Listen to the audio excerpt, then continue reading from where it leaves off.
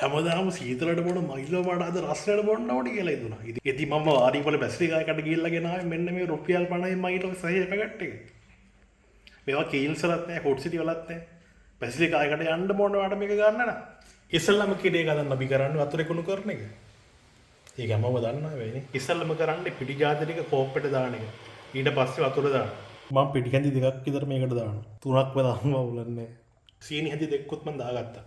දැන් තියෙන මයිලෝ එක දාන්න. මේ මයිලෝ සෂේ පැකට් එක එන්නේ එක්කෙනෙක් එකපාරකට පාවිච්චි කරන්න කියලා. හැබැයි මම එන්න ලෝභ නිසා මේකෙන් භාගයයි මම දාන්නේ. ඊටු භාගේ තව පාරක් බොන්න මං කියා ගන්නවා. අපි දාමු මයිලෝ. ඇති.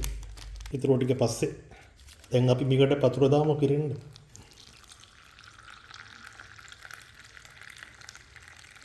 ලස්සන පාටන්නේ.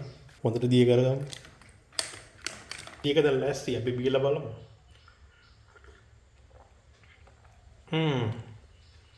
නියමයි. ඇත්තටම නියමයි. නෙක්ස්ට් මෝල් එකට වඩා රායි මේ.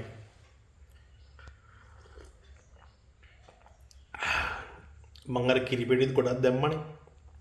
ඒ හින්දා මයිලෝ එකයි කිරිපෙටිය දෙකම මික්ස් වෙලා හරිම ලස්සන ටේස්ට් එකක් එනවා මේකේ. ඔයගොල්ලෝ ගෙදරින් අනිවාර්යෙන් මයිලෝ පැකට් එකක් අරන් කිරි එකක් අදාගෙන බොයිලා බලන්න. මයිලෝ අර කූල් එකට වඩා රායි මේක. ඊළඟ වීඩියෝ එකේ හම්බෙමු.